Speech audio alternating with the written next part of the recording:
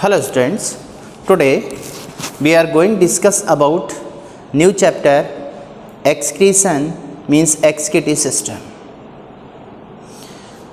तो जो excretory system है new topic is the excretory system means excretion. Okay, what even excretion? excretion means क्या होता है? इसमें सबसे पहले जैसे टॉपिक आया एक्सक्रीटरी सिस्टम, तो इसमें एक्सक्रीशन मीन्स क्या होता है? Excretion means removal of metabolic based product. Metabolic based product body के अंदर, जैसे बॉडी में अपन फूड लेते हैं, उसका ऑक्सीडेशन सबसे पहले डाइजेशन होगा, डाइजेशन के बाद ऑक्सीडेशन होगा, ऑक्सीडेशन में एनर्जी रिलीज होगी, बट इसके साथ में कुछ प्रोडक्ट भी रिलीज होंगे जिनकी बॉडी को रिक्वायरमेंट नहीं, मीन्स अनवांटेड प्रोडक्ट होंगे, उनको बॉडी से रिमूव करना इज एसेंशियल।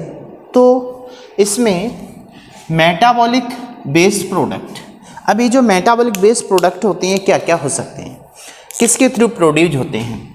जैसे मेटाबॉलिक बेस्ड प्रोडक्ट में for example urea, uric acid, ammonia and may be water, excess of water, salt, या और भी बहुत सारे सब्सटेंस हो सकते हैं। अब जैसे यूरिया है, यूरिक एसिड है, अमोनिया है, इनका बॉडी के अंदर प्रोडक्शन हुआ।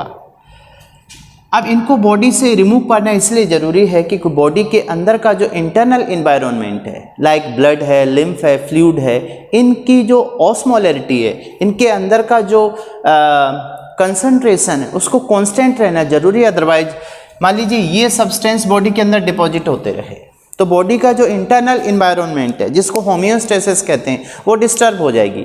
डिस्टर्ब होने से बॉडी के अंदर डिसऑर्डर पैदा होने लगेंगे।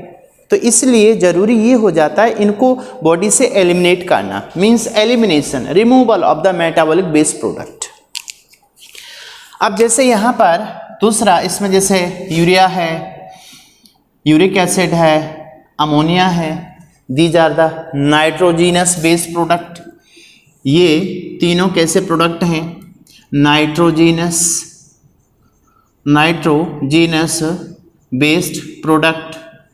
एंड अब इसमें जैसे कार्बन डाइऑक्साइड भी होती है, तो कार्बन डाइऑक्साइड ये कौन सा प्रोडक्ट है? कार्बोनेशियस। मीन्स बॉडी के अंदर दो टाइप के मेटाबॉलिक बेस्ड प्रोडक्ट हो सकते हैं। वन इज द नाइट्रोजीनियस जो मेनली होते हैं, and second one is the carbonaceous means जो कार्बन डाइऑक्साइड होता है इसके अंदर। अब यहाँ जो यूरिया है, यूरिक एसिड एंड अमोनिया, अब इसी से रिलेटेड अभी अपन ने टर्म देखा कि जैसे मान लीजिए for example homeostasis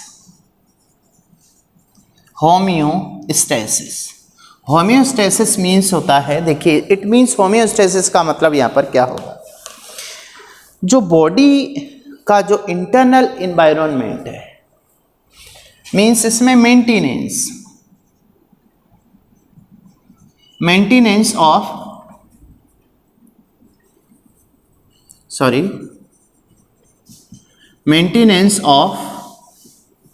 internal environment. Internal environment क्या होगा? बॉडी के अंदर का इंटरनल इन्वायरमेंट क्या हो सकता है? जैसे मान लीजिए अपन ने इसमें कहा कि जो इसको बोलते हैं maintenance of internal environment is equal to steady state. Body की जो स्टेडी स्टेट है, और ये जो होमियोस्टेसिस टर्म है वाज प्रपोज्ड बाय, ये प्रपोज किया था, ये टर्म दिया था proposed by Walter B Cannon, WB Cannon. अब दूसरा इसमें इंपॉर्टेंट पार्ट ये आता है कि होमियोस्टेसिस का मतलब ये हुआ कि बॉडी का जो इंटरनल इन्वायरमेंट है उसको मेंटेन करना। जैसे मान लीजिए अपने पास कोई फूड अपन ने लिया, जैसे अपने पास नाइट्रोजिनस फूड है, मीन्स प्रोटीन है। इस प्रोटीन का डाइजेशन हुआ, डाइजेशन के बाद it convert into the amino acid, इन एमिनो एसिड का एब्जॉर्प्शन हुआ in the alimentary canal, absorb हुए, absorb in gut, gut means alimentary canal, और गट में ही डाइजेशन हुआ। अब ये जो अमीनो एसिड है, देखिए अमीनो एसिड का यहाँ पर एब्जॉर्ब होने के बाद में ऑक्सीडेटिव डीएमिनेशन हुआ, एक्सेस ऑफ एमिनो एसिड है, तो लिवर के अंदर ये कहाँ होगा, इन लिवर के अंदर। अब इसके बाद देखिए क्या हुआ होगा, oxidative deamination of amino acid. Amino acid देखिए ये है, मान लीजिए ये एमिनो एसिड है, इसका एमीन ग्रुप है ये NH2, और ये है एसिडिक ग्रुप इसका, this is the amino acid. अब इस एमिनो एसिड से इसका एमीन ग्रुप सेपरेट हो जाए, अलग हो जाए। अब मान के चलिए यहाँ इस केस में इसका NH2 ग्रुप अलग हुआ and it receive H and convert into ammonia. देखिए ये अमोनिया सिंथेसिस हुआ,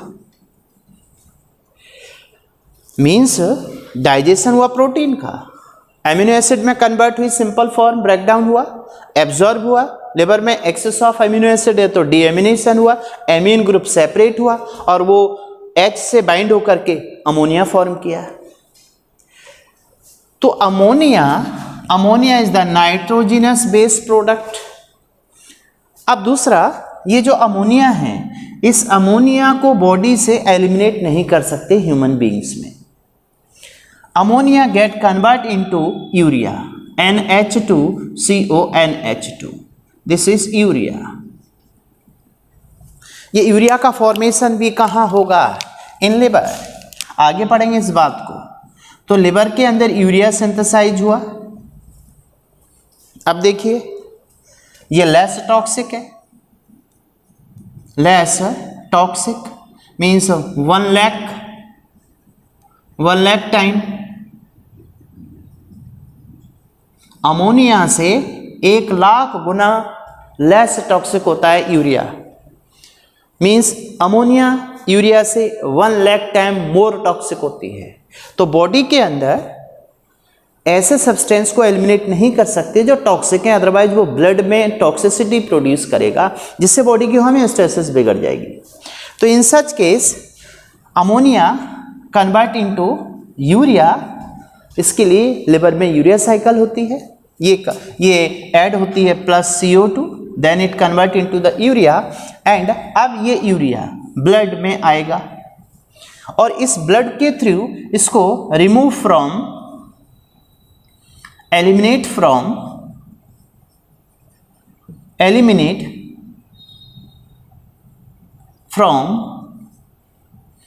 kidney, इसको किडनी के थ्रू एलिमिनेट किया जाएगा। तो यहां पर देखिए किडनी के थ्रू एलिमिनेट किया गया, तो kidney is the excretory organ.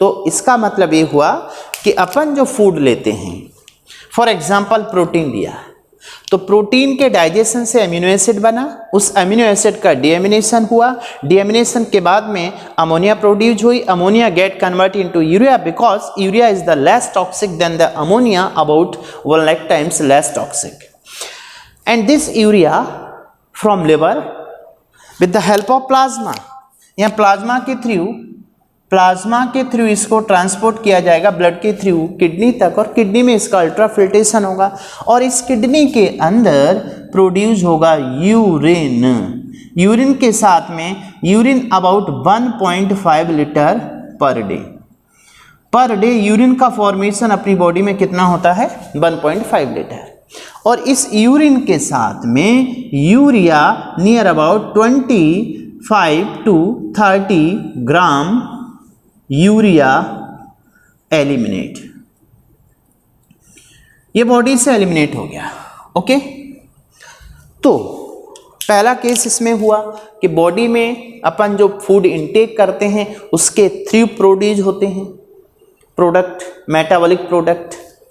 मान लीजिए पहला प्रोटीन था, दूसरा इसमें मान लीजिए कार्बोहाइड्रेट है। ये कार्बोहाइड्रेट अपन ने फूड लिया तो कार्बोहाइड्रेट का एलिमेंट्री कैनाल में डाइजेशन होगा, it convert into the glucose.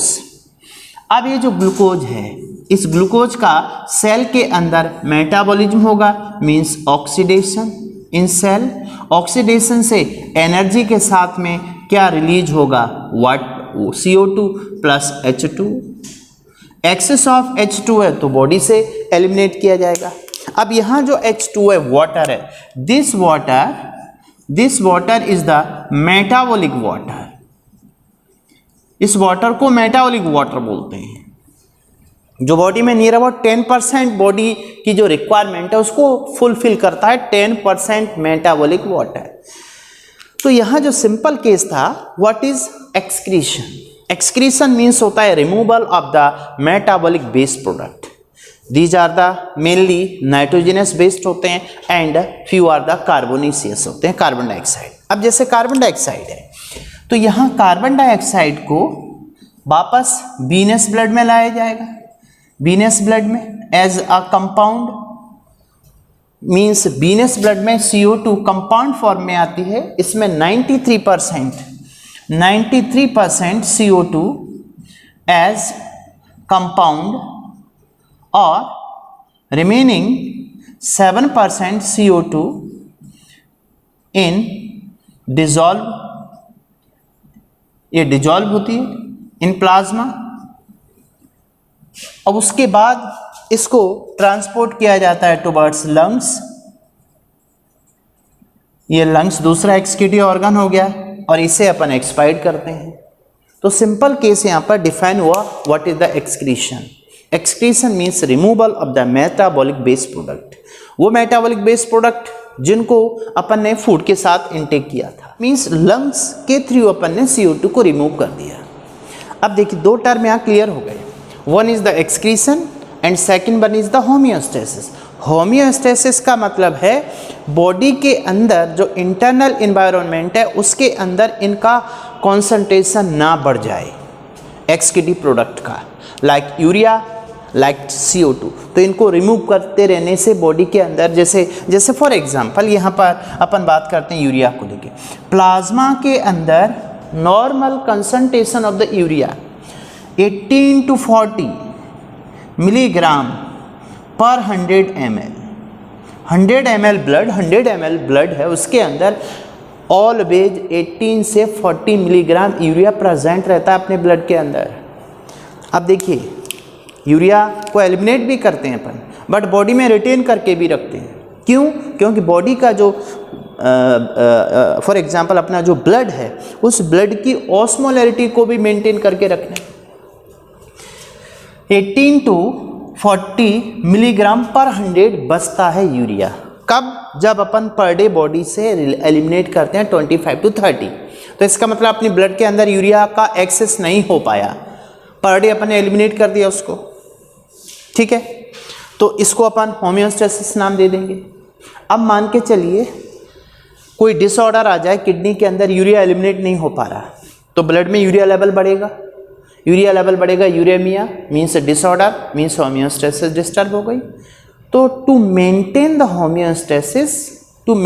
Homeostasis excretory product are continuously removed by the excretory organ, like urea removed from kidney and CO2 removed from lungs in case of human। other animals में भी बात करते हैं अपन। अब दूसरा इसमें आता है होम्योस्टेसिस के बाद में number 1 excretion, number 2 homeostasis and third term is the osmoregulation. Osmoregulation का मतलब देखिए क्या है, यहां वर्ड आता है ऑस्मोसिस। ऑस्मोसिस किसकी होती है? वाटर की। सेल के अंदर प्लाज्मा मेम्ब्रेन को क्रॉस करके वाटर जाएगा बाय द ऑस्मोसिस। तो मूवमेंट ऑफ द ऑस्मोरेगुलेशन का मतलब है यहां पर कि जो मूवमेंट होती है, movement of the salt water concentration in steady state. Movement of salt, देखिए ध्यान दीजिए, salt water concentration, water concentration, salt का और वाटर का कंसंट्रेशन बॉडी में मेंटेन रहना जरूरी है, और उसके लिए इनकी मूवमेंट है। वाटर की बात करते हैं तो वाटर स्पेशली बॉडी का फ्लूइड है, किसी भी अपन फ्लूइड की बात करेंगे तो उसमें वाटर प्रेजेंट होगा, तो उस वाटर की movement of the salt water concentration steady state, ये भी स्टेडी स्टेट में रहना चाहिए।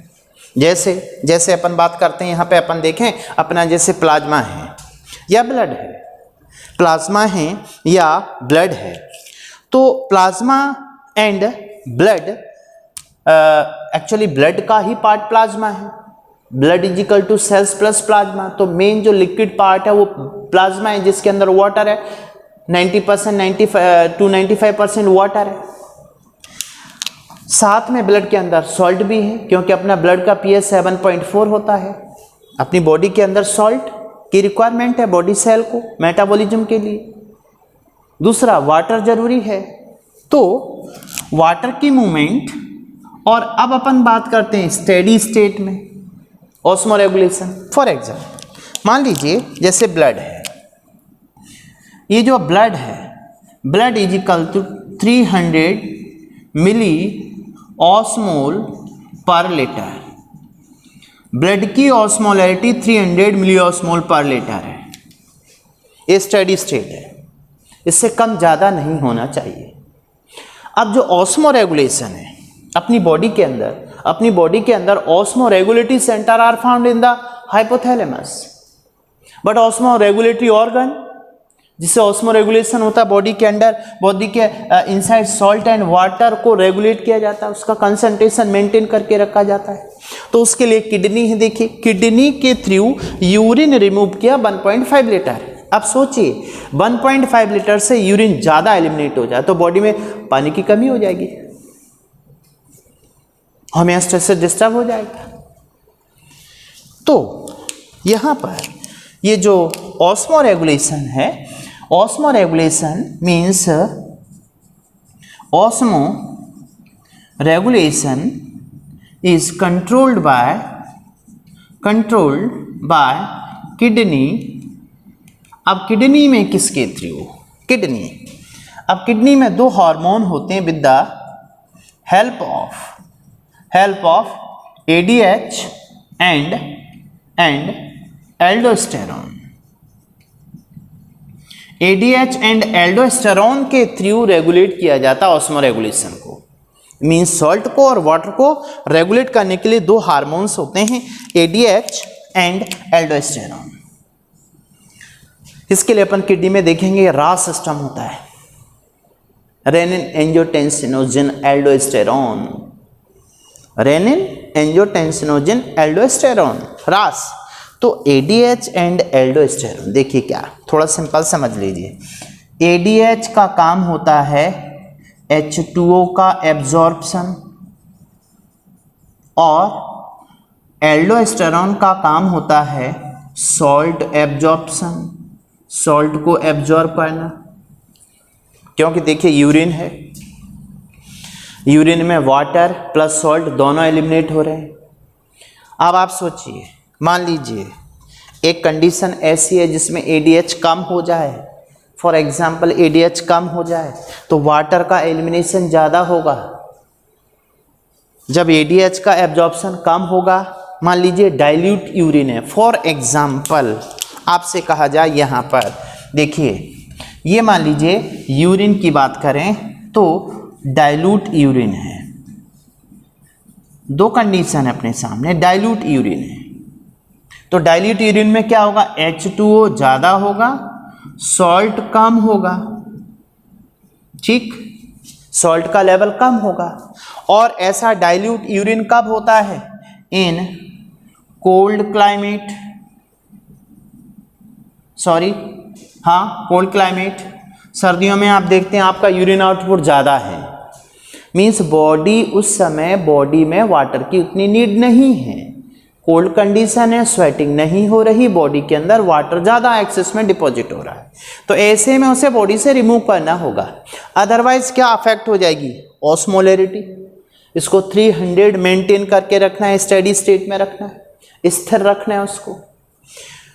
तो डाइल्यूट यूरिन जाएगा इन कोल्ड क्लाइमेट, ये क्वेश्चन है अपने आप में। ऐसी कंडीशन में वाटर ज़्यादा है, सॉल्ट कम है, हुआ है, ऐसा कंट्रोल कैसे हुआ?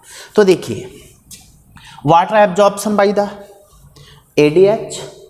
तो इस समय बताइए यहाँ पर ADH कम होगा या ज़्यादा? जब वाटर का एब्जॉर्प्शन ज़्यादा, यहाँ पर सॉरी डाइल्यूट यूरिन है तो उसमें वाटर ज़्यादा है, मतलब एब्जॉर्प्शन कम हुआ।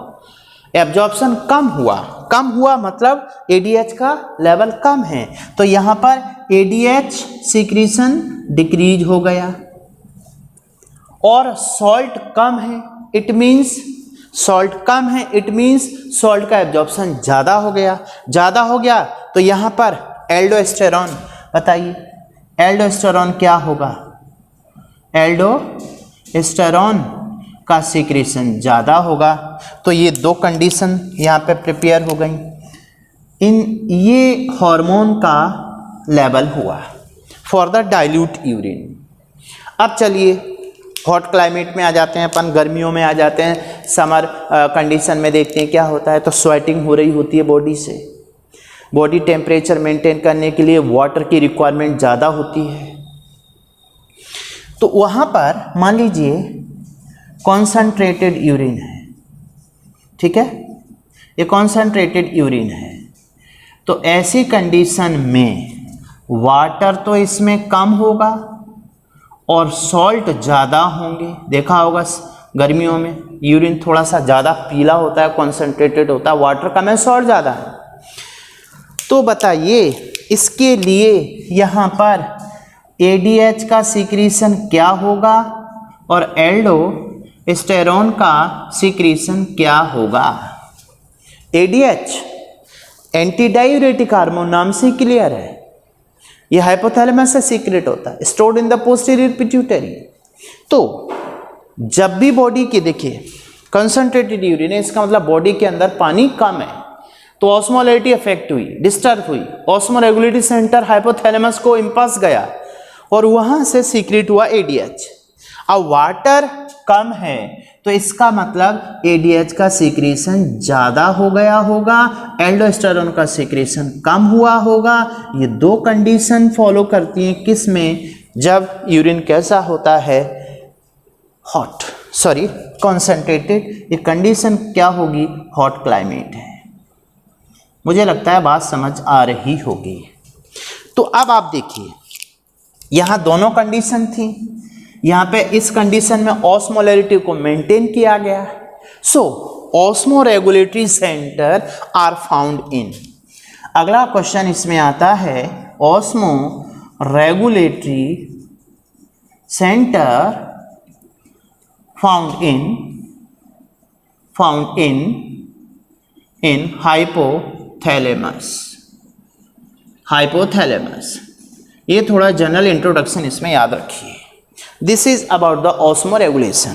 अब ऑस्मो रेगुलेशन के बेस पे एनिमल दो टाइप के होते हैं, osmoconformatory and osmo regulatory.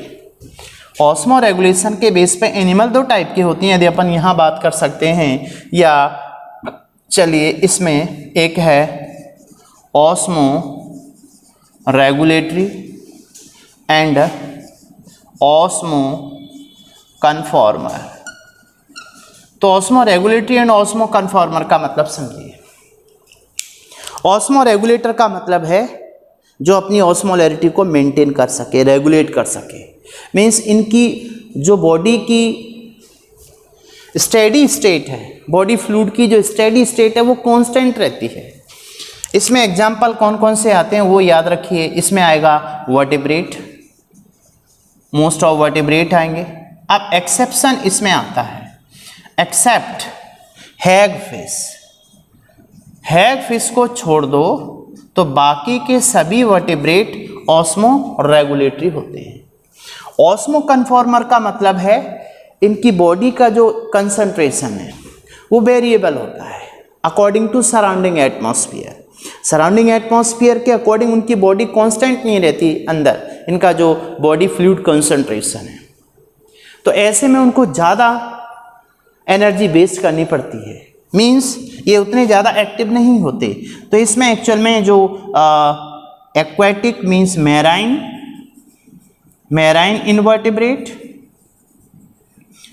Invertebrate आते हैं, और दूसरा एग्जाम्पल इसी में ही है and fresh water invertebrate. Okay, ये दो बातें याद रखो, osmo regulatory and osmo conformer, दो टाइप के एनिमल होते हैं। This is about introduction of the excretion. Okay, next lecture में अपन बात करते हैं कि जो एक्सक्रीशन में जो एक्सक्रीटिव प्रोडक्ट होता है like urea, ammonia, uric acid, इस बेस पे टेलिज्म एनिमल में किस टाइप की होती है।